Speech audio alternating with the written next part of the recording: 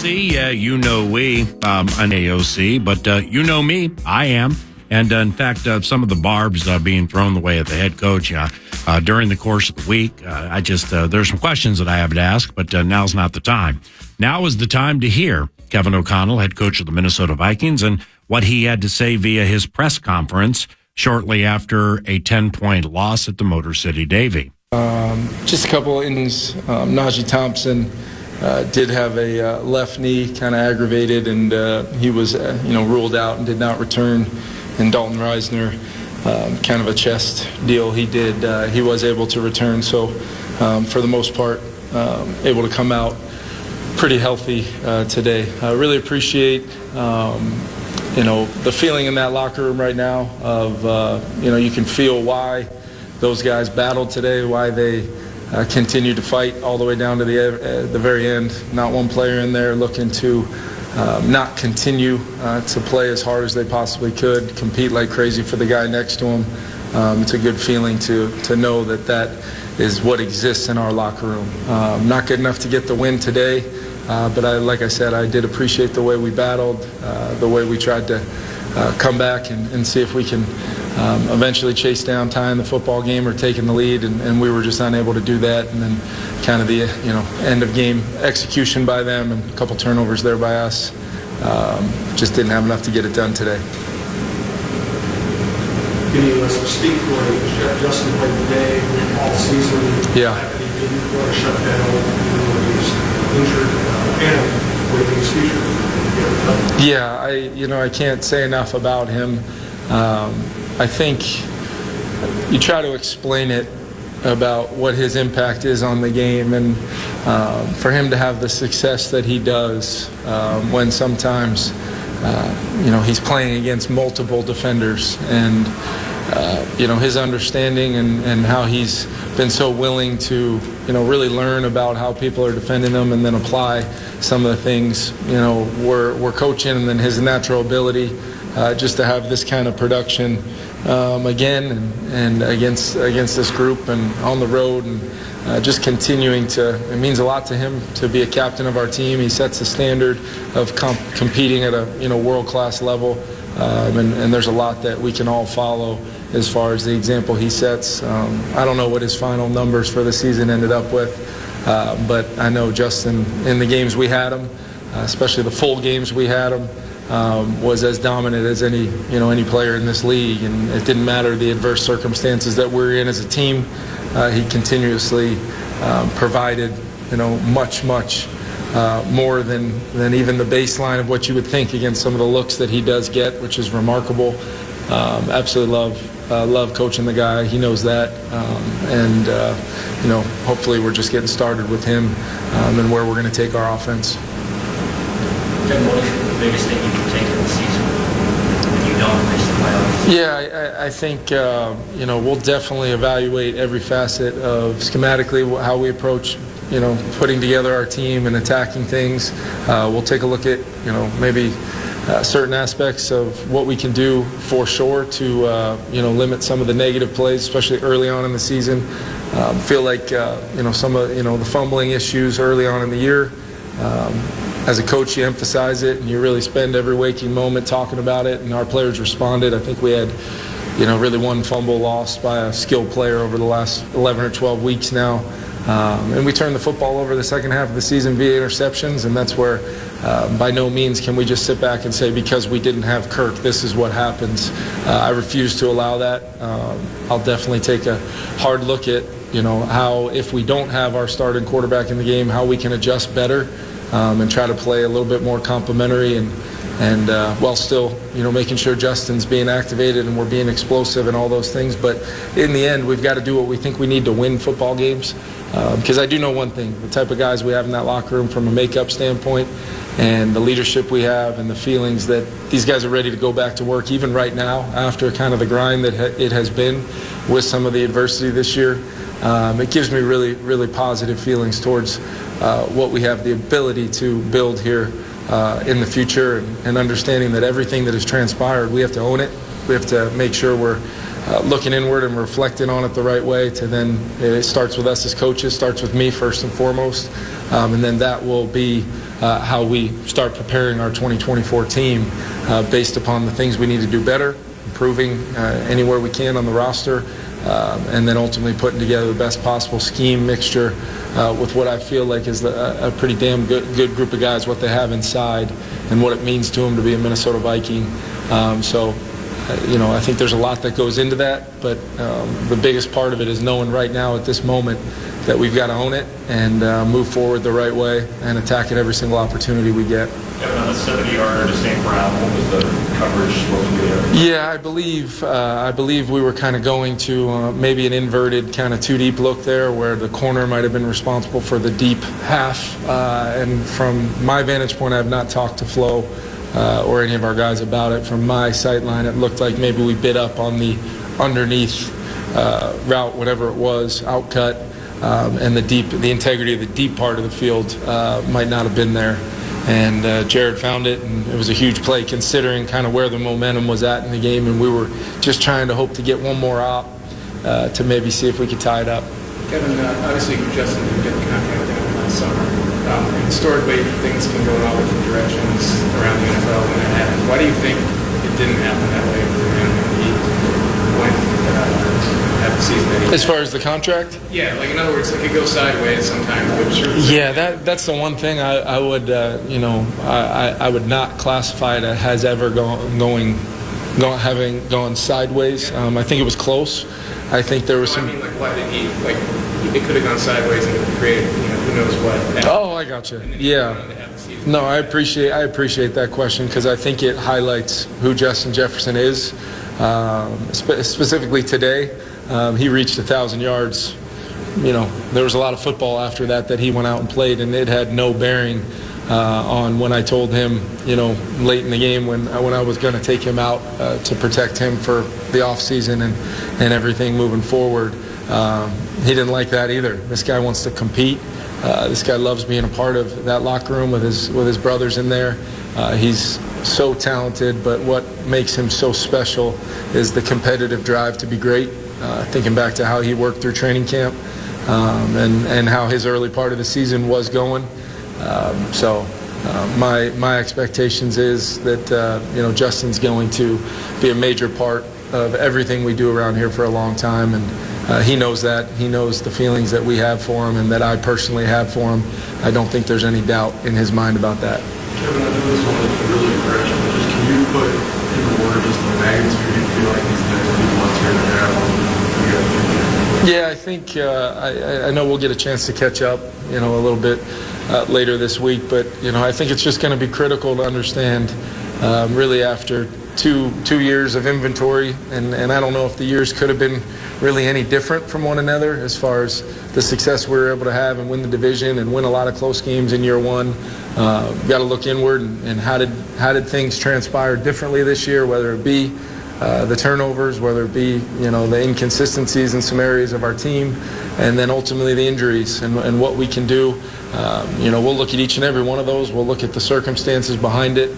We'll look at how we're building the roster, snap counts, all those things, to make sure that we just are building the right kind of team from a depth standpoint that can withstand some adversity throughout the year. And then ultimately our jobs as coaches is to make sure we're coaching up the techniques, the details, and the fundamentals to play the right kind of football.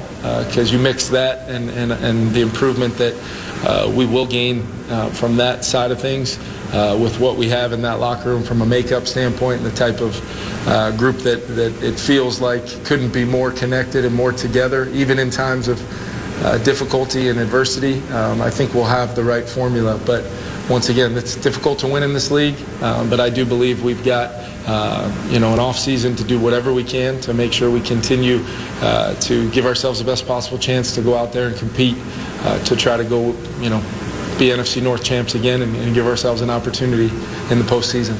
You talked about not using purpose in your instincts, not letting that be instincts. How did you fight the human nature when it wasn't its purpose? It seemed like guys were continuing to drop. How did you fight that? Yeah, you're always stressing the next man up mentality. You're always stressing, when the adversity hits for guys to try to do a little bit more. Maybe if you are one of our guys that we're really relying on. Can you be the best version of yourself to help overcome?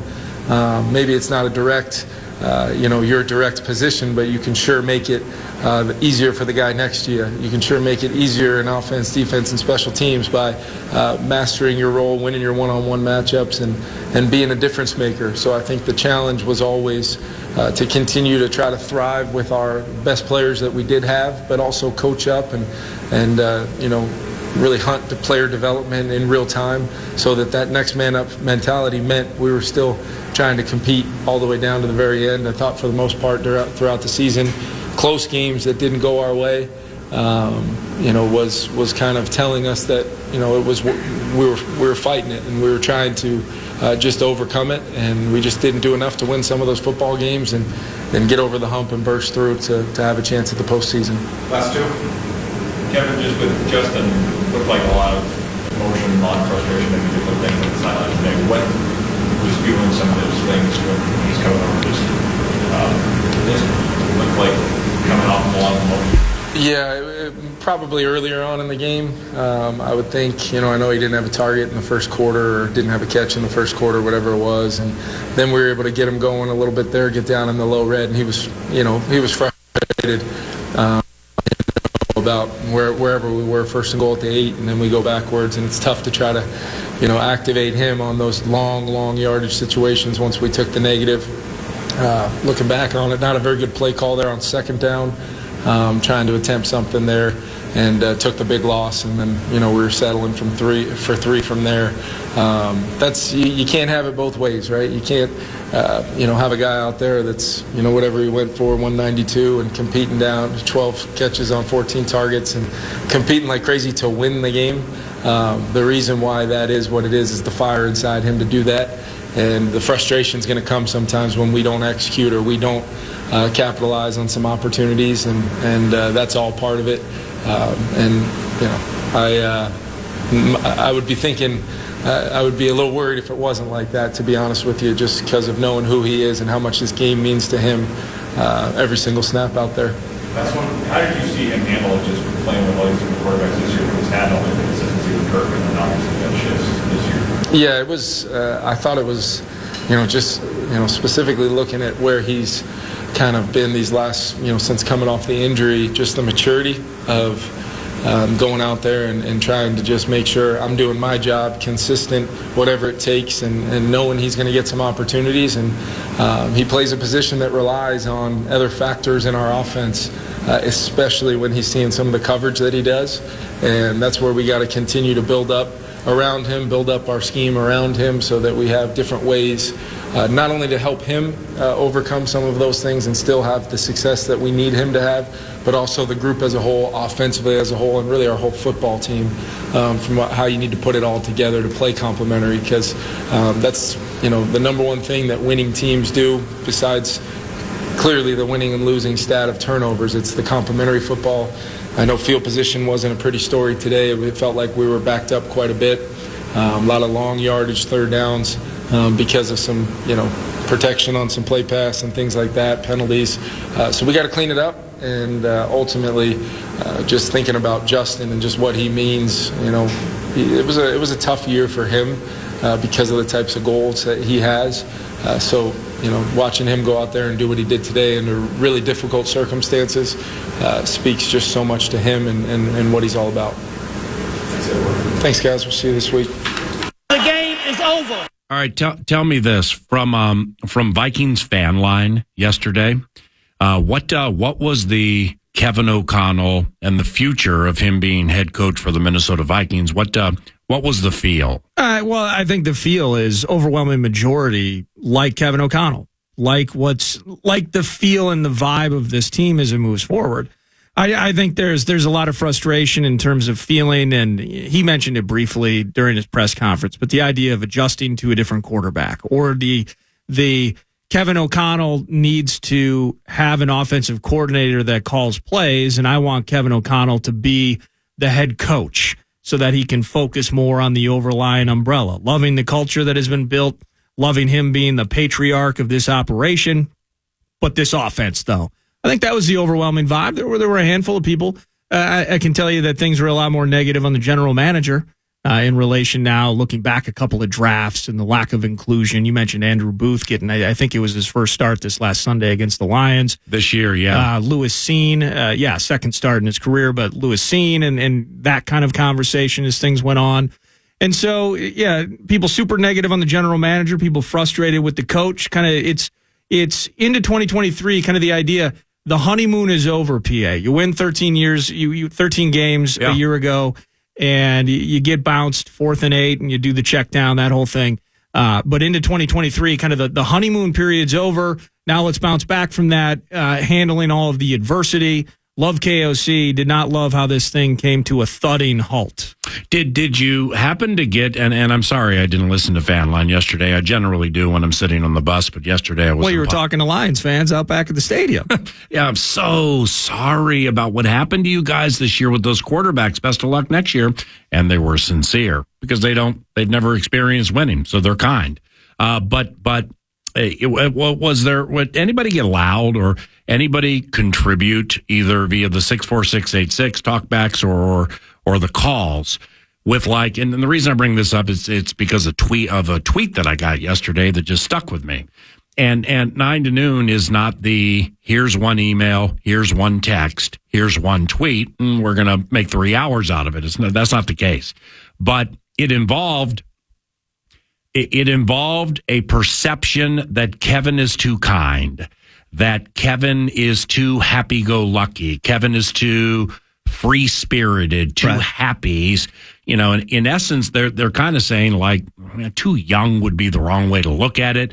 But like the tweet was like that he needs to get into them more. He needs to be more of a yeller. I mean, first and foremost, people, the person who tweeted me or people believing that, I mean, including me, we don't know how he is with players behind the scenes, and or most of the coaches. But it was like a perception that he's just too kind and too nice, and you can't win with somebody like that, which I believe is foolish, but I'd be curious to hear if you heard any of that. I heard a bunch of it yesterday, yeah. I did get a phone call, a fair number of text messages on it, and just kind of the idea that he comes across where, and really it's been since the new regime, and it's the stark contrast, of course, between KOC and Kevin O'Connell versus Zimmer, specifically the last 2 years, in which... Well, I got to be honest. The former head coach just sounded bitter and pissed off and generally unapproachable all the time. That was kind of basically the last 2 years of Zim. I got a phone call about that yesterday. Kind of, how is he motivating people? How is he getting, I believe the term butt chewer was used during Fan Line.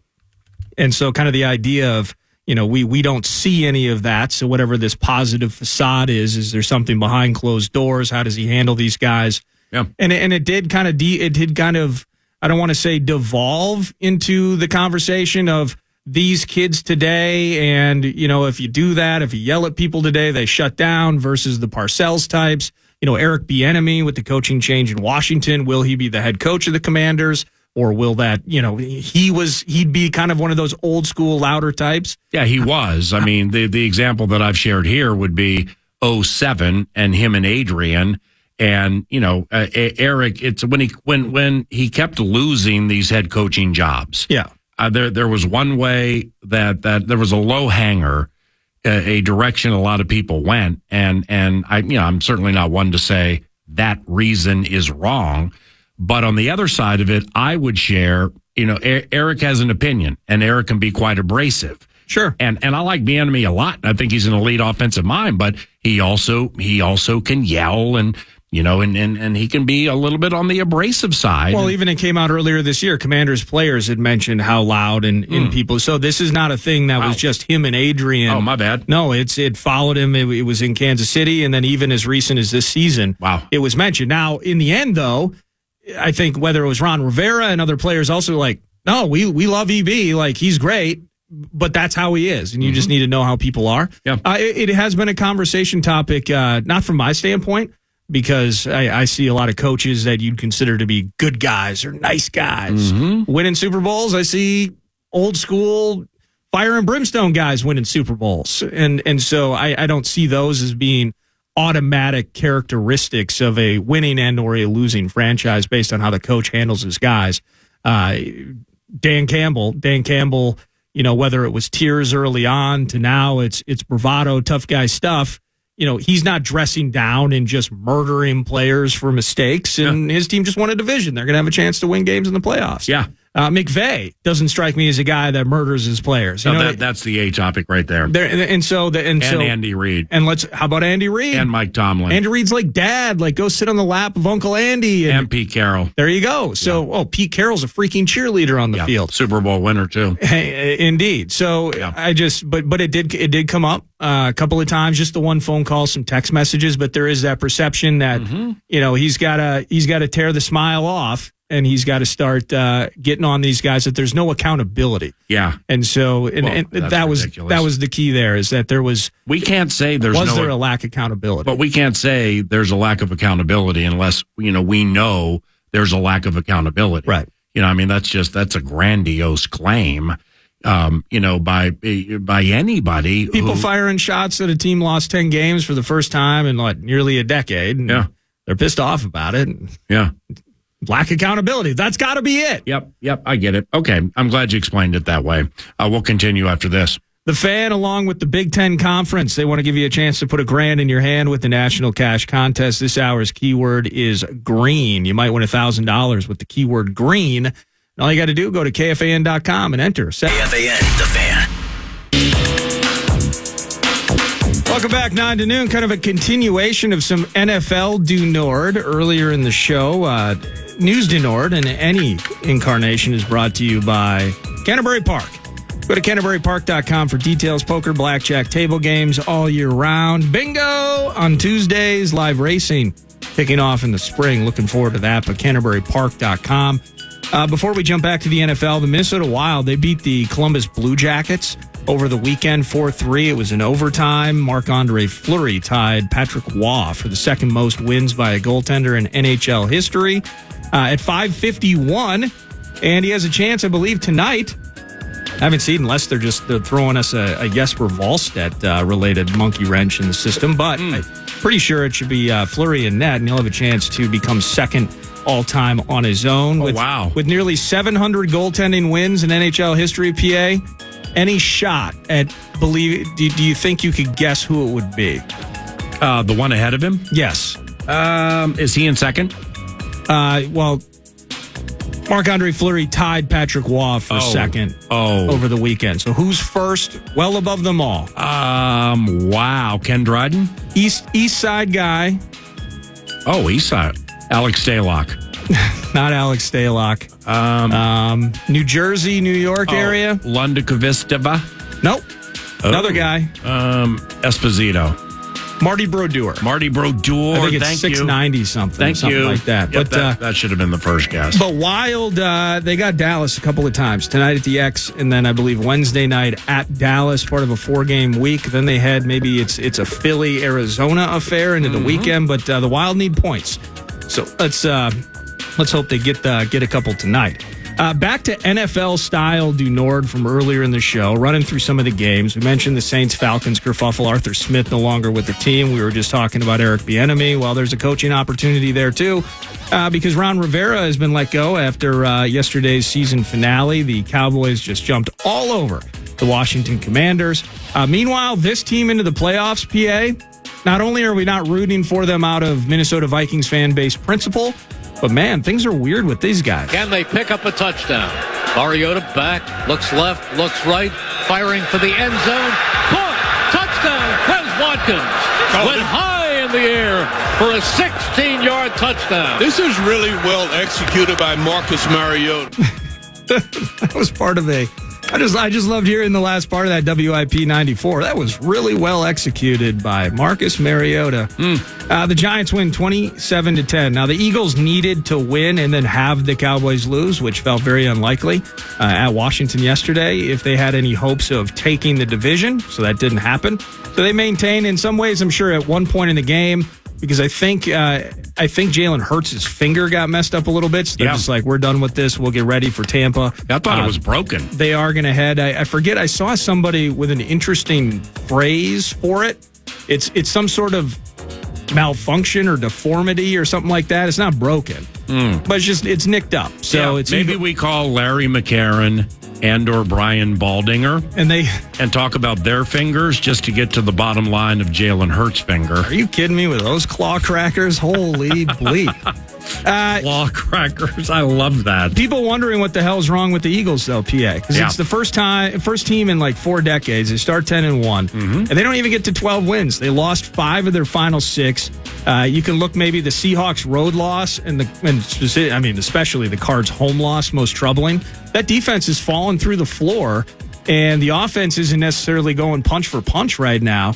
Any worries if you are a Philly faithful into the postseason, maybe even as upcoming as this weekend against Baker Mayfield's Bucs? Yeah, what do we think about that? Holy cow. I mean, Philadelphia, does it have a side to it where it's plug and play? Where it's like, we know how to get to the Super Bowl. Stop the complaining. We're going to plug this mug in and watch it go. I don't think that's the case. And the biggest reason is, if it were the case, then why are you making desperate moves late in the season to bring people out of coaches' booths down to the field to call the plays on the field, yanking the play calling from one guy, giving it to another? A.J. Brown got hurt yesterday, too. I mean, do we have the testicular fortitude to say the Buccaneers, as underdogs, are going to beat the Philadelphia Eagles? Whew.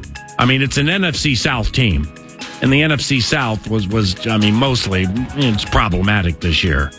I mean, it's one of two things: they're plug and play, and they're formidable when it comes to getting to the Super Bowl, or they're one and done. That's it. I think it's one of the two. Oh, what do you think? I'm feeling a Bucs vibe right now. So am I. I can't get off of it. Yeah, I don't know what the we gotta get Uncle Gene. Well, this is correct. Me? Uncle Gene, go Bucs, go Knowles. Yeah. Leave a message. If you can, what would you get? You think you can get plus? Oh, yeah. You get plus 175, plus 200, something like that. They'll be a road favorite. I haven't looked at the numbers. Anywhere between 4 and 6. Well, Saucy and I are headed to Turtle Lake this weekend, St. Croix Casino. We'll be hanging out on Saturday. Uh-huh. What are you going to do with the Stafford game? Bucs money line and... Lions favored. Lions will win that game. I absolutely believe that. I'm cool with the side stories. I think the Lions just outright win that game. And I don't even see the drama taking place that some would perceive to be in the case of a. I see Rams come chasing. Yeah. But they're going to have to chase, and I think that's the problem. What do you think of this? What do you think of, now you got Cooper Kupp and Puka Nacua, and a running back in Kyron Williams, who was better than any running back, with all due respect, the Vikings put forward in the running game, right? Yes. But you got Kupp and Nacua. You got like Jefferson and Addison, right? Yep. I think it's fair to put those 4 together, right? Okay, well, Jefferson almost went for 200. Addison was open multiple times, and when finally was seen, got behind him for 42. And now you got Stafford. Not Mullins, with all due respect to Nick. just chew on. I know. Just chew on that for 1 second. I don't think Kyron Williams is going to be able to get off against the Lions like he has in many cases. Yeah, good run defense. And if they can do that, frankly, I'm okay with Puka Nacua and Kupp both having 80 to 100 yard games, because if you can't get Kyron going, they've shown, the Rams have, that they have problems. So now they've won some pretty sweet road games. That win in Baltimore was pretty impressive by the Rams. Yeah, and it was high scoring. I'm already backtracking. Rams win. Rams win by 10. No, I honestly, that is a tricky game. That's trickier than I so flippantly said. The Lions got back Aleem McNeil yesterday off a month, and he's a wonderful, wonderful defensive tackle. So they got him up to speed. They're going to get James Houston, pretty explosive pass rusher when fresh. They're going to get Houston for the playoff game. They could have used him yesterday, from what I understand, but they didn't. Your guy, C.D. Deuce, C.J. Gardner-Johnson, he'll be a game more up to speed. He went to the Super Bowl with the Eagles last year, so he knows what all of this is like. Yeah. And Houston complementing the rushing of Aiden Hutchinson with the Liam McNeil. That's going to be tough for a Rams offensive line that maybe has seen its better days. Who's their backup tight end? Because this Laporta thing's a real problem. Yeah, and Brock Wright, the one they like a lot, he's hurt. He didn't play yesterday. They use the Dan Skipper clip. I mean, they use that position for the extra offensive linemen to block when they run or when they go play action. Oh, James Mitchell. Yeah. Whoever would have forgotten about James Mitchell. Mitchell has 2 catches this year, 1 yesterday, and 0 touchdowns. But he did score a touchdown his rookie year, so I don't think he's a passing thing. But how badly did Laporta get hurt? Any report? It looked like a hyperextension, some sort of sprain. Nothing torn, I don't think, but expected to miss time. See, but then all of a sudden, because Ben Johnson, the offensive coordinator for the Lions, is ballyhooed, and he's really, really good. So he's going to have a bevy of Jahmyr Gibbs plays out on the edge that nobody has seen all year. And, Stafford, Kupp, and Nakua, they're going to move the ball. But so is Ben Johnson. And this Jahmyr Gibbs thing, man, I mean, think about Jahmyr yesterday, all right? All they did was running between the tackles. Yeah. That's all they did. Just remember that. All they did was running between the tackles. Just keep that in mind. I still like the Lions this weekend, but looking forward to that game. Me too. Let me see here. Stupid Packers are in the playoffs. They go to Dallas, and they'll face the Dallas Cowboys. It was a win and in. Yeah, Bears have been playing better. Justin Fields and that offense just kind of cratered yesterday. Man, I mean, the Packers faced a lot of injury-related turmoil this year, specifically with their offensive line. So they absolutely deserve credit for making it to the postseason. And I, many times over the course of the season, specifically early, talked about how awful Jordan Love was. Mm-hmm. He's not awful. Yeah, well, he was. I mean, he's on he turnovers and things. He had a bad fumble yesterday, too. I think it was Tyreek Stevenson put his helmet into when he was scrambling for a first down. Mm-hmm. He's on a heater right now, man. Yep. I mean, he is very freaking good. And Wicks? I mean, Dontavian. I think he had 2 touchdowns, or maybe it was Jaden Reed. I forget. But his connection with those wideouts right now, those young kids, it's so smooth. Congrats to them on figuring it out. And I still think the topic is that Aaron Jones is running the ball really well right now, too.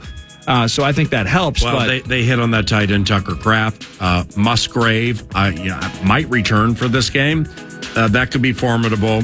The Dallas Cowboys are as counterfeit as a $3 bill until they're not.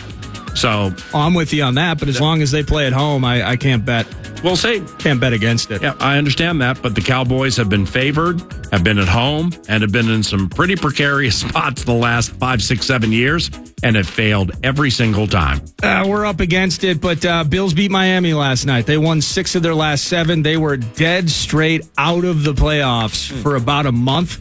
They clawed their way back and took the division away from Miami last night. 4th straight AFC East title, I believe, for the Bills. So, yeah, they're back. Final segment, 9 to noon. This One Last Cry Monday is next. KFAN, The Fan. The Minnesota Vikings, when it comes to the offseason, with more money to spend this offseason than I think they've had in maybe quite some time. The thought process of cornerback depth, defensive line, I mean, that's where my mind goes initially after I stop thinking about quarterback. Because whether it's Kirk Cousins being the quarterback for the Minnesota Vikings next year and drafting a quarterback on whom you can count as the future of the franchise, I mean, that's like part of the reason I'm excited to watch this national championship game tonight. You got Penix and McCarthy, and they're both going to be drafted. Penix higher than McCarthy, in my opinion. Yeah. But they're, this when we get to the combine, let's not forget 2020, we heard greatest wide receiver draft ever, and they were right. Heard the same thing into the combine last year about tight ends, and I think they're going to be right. Starting to hear a little bit about that with the depth of quarterbacks in this draft. So that's reason to watch that game tonight. If you're not interested, that's one reason I'll be watching. But just keep that in mind as 9 to noon navigates the offseason for the Minnesota Vikings, which begins today. Thank you very much for listening to 9 to Noon. Talker Tuesday for you tomorrow. Can't wait for it. And I'm Paul Allen. Here's Mad Producer Eric Nordquist to put a wrap on the show. Thanks to Casey's for sponsoring the 9 to Noon show wraps. Casey's, by the way, what you do is you go and buy a large one-topping pizza. And then what they'll do is they'll say, okay, you got that large one-topping? BOGO! You get a second one for half off. It's Casey's. Go check them out today. Normal Monday morning, and we're all feeling fine. Season ends, limping our way to the finish line. Wouldn't wish for it to end. Sweating Vikes games the best. But it was time for all of us rubes to rest. Flores a revelation after Donatel, but then we're left watching the quarterback carousel. Good and bad times, Mullins, Hall, and Dobbs like meat sauce in the bedroom. Afterwards, he always sobs. Kirk, with the busted Achilles, could have spent some time down in the greater Antilles, but he's sticking around. He even blew the Galler horn. Fan base loves him now. It used to be scorn. At least until his next contract, people hoping that the GM would go get sacked. The head coach, well, he's simply too nice. Burson just seen enough. Put this whole thing on ice. I'm a kid, so I call it KFAN. Podcast today's Paul Allen Show, or listen back to previous show and interviews by going to the iHeartRadio app or